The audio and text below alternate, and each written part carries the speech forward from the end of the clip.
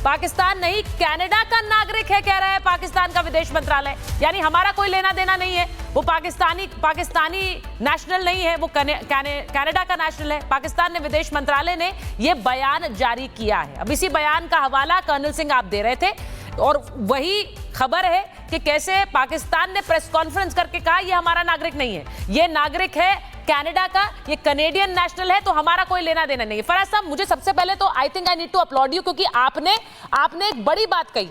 आपने खुलकर ये कहा कि अगर इंडिया इस व्यक्ति को भारत लाने के लिए सफल रहा है तो हमें उस बात को कमेंट करना चाहिए, और आप वो कर रहे हैं खुलेआम। बहुत से साथी पाकिस्तान से आपके आते हैं कर्नल सिंह, ये हम जिसका जिक्र कर रहे थे इरशाद जी का, जो खुलकर ये भी कहते हैं कि हम जानते नहीं था वो राणा कौन है। नहीं, मैं अपने जर्नलिस्ट भाई से एक छोटी सी बात पूछना चाहता हूं, क्या वो कन्विंस्ड है कि उनके जो फॉरेन मिनिस्टर ने कहा है कि वो हमारा नेशनल नहीं है? कहां की पैदाइश है, कहां का खून है, कहां का फौजी अफसर है? क्या ये सारी बात पाकिस्तान डिनाई कर पाएगा? मैं इसको क्रिटिसाइज नहीं कर रहा, बट मैं आपको एक ऑनेस्ट इवैल्यूएशन करने को बोल रहा हूं।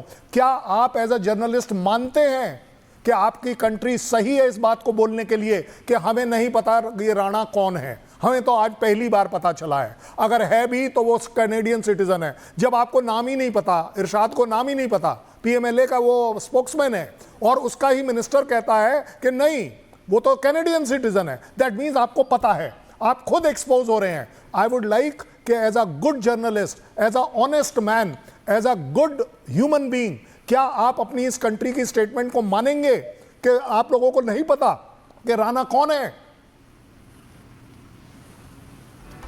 देखिए तहावुर राणा जो है ना 1997 के अंदर ही गेन कैनेडियन नेशनैलिटी, ठीक है। बाय दैट डेफिनेशन हमें ये अंदाजा है कि he left Pakistan arm forces, right, back in 1997. It's been over 20 to 30 years that he's not part of the Pakistani army. Simultaneously, assuming, matlab, don't take my statement out of context, but assuming even if he was part of any covert organization in Pakistan, why would any organization or any state claim कि जी ये हमारा बंदा था जो agency के साथ काम करता था और अब वो पकड़ा गया तो हम कहेंगे कि जी हमारा बंदा है? पूरी दुनिया में कभी ऐसा नहीं होता, जो जितने भी एजेंट्स होते हैं उनको तो एक ओनरशिप नहीं ली जाती। सही बात है। ये तो इंटेलिजेंस के अंदर this is how things work. मैं एक चीज पूछूंगी, जो बात फराज कह रहे हैं ये बिल्कुल सही बात है, और ये एक तरह से ये भी दिखाती है कि पाकिस्तान उससे अपना कनेक्शन कभी कबूलेगा नहीं। वो कह रहे हैं कि कोई भी एजेंसी अपने एजेंट को या फिर अपने साथ काम करने वाले को कभी कबूलती है क्या? देखिए, ये जो बात कह रहे हैं उसमें कुछ हद तक सच्चाई है, लेकिन भारत के पास पुख्ता सबूत है कि वो पाकिस्तानी था। अगली बात क्या है? अगली बात यह है कि जब भारत इस एविडेंस को प्रस्तुत करेगा, क्या पाकिस्तान की सरकार कोऑपरेट करेगी? जाहिर बात है नहीं। क्या जब भारत उन पर दबाव डालेगा कि ये एविडेंस है, ये आपका आदमी है, यहाँ पैदा हुआ था, इसके माँ बाप का नाम ये है, इसके गांव का नाम ये है, जब ये एविडेंस हम देंगे तो क्या पाकिस्तान की सरकार शायद आस्ते से मान जाएगी? नहीं। तो हमें क्या करना पड़ेगा? हमें सोचना पड़ेगा, हमें बहुत मजबूती के साथ इसको जो इंटरनेशनल जस्टिस कोर्ट है वहाँ पर उठाना पड़ेगा। देखिए, ये पाकिस्तान ऐसा देश है, थोड़ा हिंदी में कहावत है, मोटी चमड़ी वाला देश है। वो अपने लोगों को कभी नहीं मानता है। मैं सुबह सुबह ही बात कर रहा था कि जब 1999 में कारगिल की लड़ाई हुई, नॉर्दर्न लाइट इन्फेंट्री के इनके जो सोल्जर्स थे बहुत बहादुरी से लड़े कारगिल की ऊंचाइयों में, लेकिन जब वो मारे गए तो पाकिस्तान ने मना कर दिया। पाकिस्तान ने बोला कि ये तो पाकिस्तान के सोल्जर्स है ही नहीं, वो तो हमारी इंडियन आर्मी। सैल्यूट है कि उन्होंने अपने हाथों से उन बर्फीली ऊंचाइयों पर वहाँ पर उनकी कब्र खोदी, उनके पार्थिव शरीर को, नॉर्दर्न लाइट इन्फेंट्री के जवान थे, उनके पार्थिव शरीर को वहाँ पर उनके धर्म के रीति रिवाज से बरी किया गया। पाकिस्तान ने मना कर दिया। आज तक पाकिस्तान की सरकार मना करती रहती है, लेकिन मैं भविष्य की तरफ देख रहा हूँ कि हमारा क्या रवैया होना चाहिए। देखिए, एविडेंस जमा होगा, इंटरनेशनल कोर्ट ऑफ जस्टिस में जाएंगे। सबसे बड़ी बात है कि हमें देखना पड़ेगा कि इस पे कौन कौन पाकिस्तान पर दबाव डाल सकता है।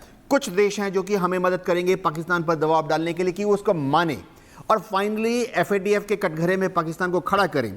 जितने पश्चिमी देश हैं सब हमारी एविडेंस को मानेंगे, क्योंकि भारत में हमारा जो जस्टिस सिस्टम है, हमारा जो एविडेंस सिस्टम है, वो पश्चिमी सभ्यता पर, वेस्टर्न वैल्यूज पर बेस करता है। हम प्रूव करेंगे और इसमें साथ देगा हमारा कौन? अमेरिका साथ देगा। मैं बताता हूं, इजराइल इसमें हमारा साथ देगा। यूरोप के ज्यादातर कंट्रीज जो कि खुद आतंकवाद से अब जूझने लगे हैं, वो हमारा साथ देंगे। साउथ ईस्ट एशिया के काफी सारे देश हैं जो कि पाकिस्तान से परेशान है, वो हमारा साथ देंगे। तो एक डिप्लोमेटिक सख्ती की जरूरत है जो हम लोग करेंगे। त्रिपाठी जी, आप कुछ कहना चाह रहे हैं, लेकिन एक सवाल मैं आपसे पूछूंगी। अभी फराज सईद साहब ने कहा कि तहव्वुर राणा को भारत लाना भारत की बड़ी जीत है, लेकिन साथ ही वो ये भी कह रहे हैं, सवाल होगी आपसे बड़ी खबर इस बीच बता देती हूं, पालम एयरपोर्ट स्टेशन पर पुलिस की हलचल बढ़ गई है। दिल्ली पुलिस की 3 गाड़ियां और एम्बुलेंस पहुंच गई हैं। एक जैमर पालम टेक्निकल एयरपोर्ट के अंदर तक पहुंचाया गया है। दिल्ली पुलिस की कई गाड़ियां गेट के बाहर तैनात हैं। NIA का विशेष विमान भी पालम एयरपोर्ट ही आ सकता है। ऋतु हमारे साथ जुड़ी है। ऋतु, क्या देख पा रही हैं?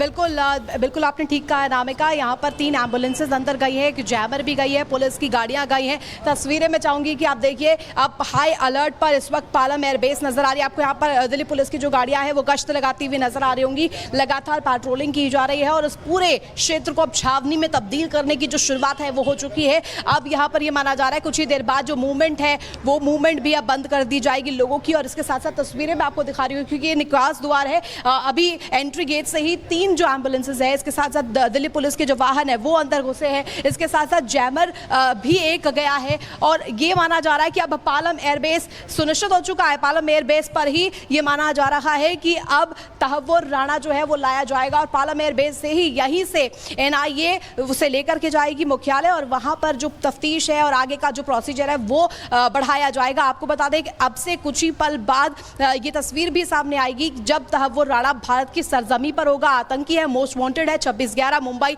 आतंकी हमले का। और ऐसे में कई ऐसे राज है, कई ऐसी परतें हैं जो अब खुलने बाकी है। पालम एयरबेस से आपको लगातार तस्वीरें दिखा रहे हैं। सुरक्षा के लिहाज से यहाँ पर देखिए मूवमेंट किस तरीके से अब तेज हो चुकी है। आपको नजर नहीं आ रहा होगा किसी भी तरीके का मूवमेंट जो है पालम एयरबेस के आसपास, क्योंकि वहां पर पूरी तरीके से जो सख्ती है वो बढ़ती जा रही है। खास तौर पर जो मूवमेंट है उससे ट्रेस किया जा रहा है, कोई भी व्यक्ति वहां पर ना जाए, इस लिहाज से भी इंतजाम किए गए हैं और सिक्योरिटी फोर्सेज जो है पूरी तरीके से डिप्लॉय किए गए हैं।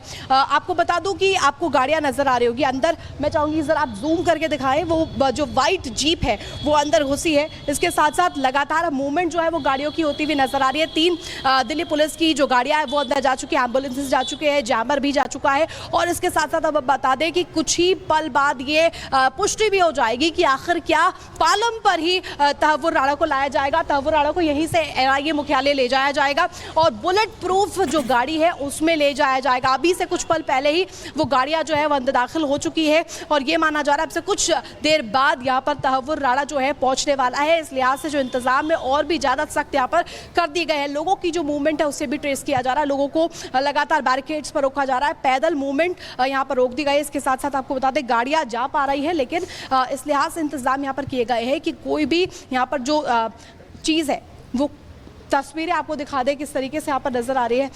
पालम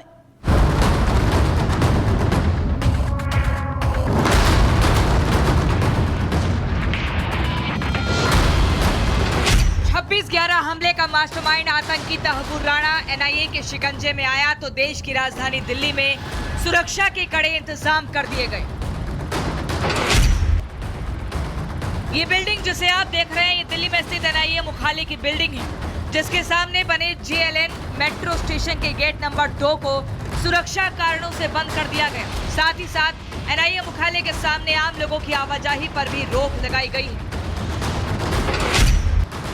NIA के अधिकारी खुद मौके पर पहुंचकर NIA दफ्तर के बाहर की सुरक्षा का जायजा ले रहे हैं ताकि कोई किसी तरह की हरकत ना कर पाए।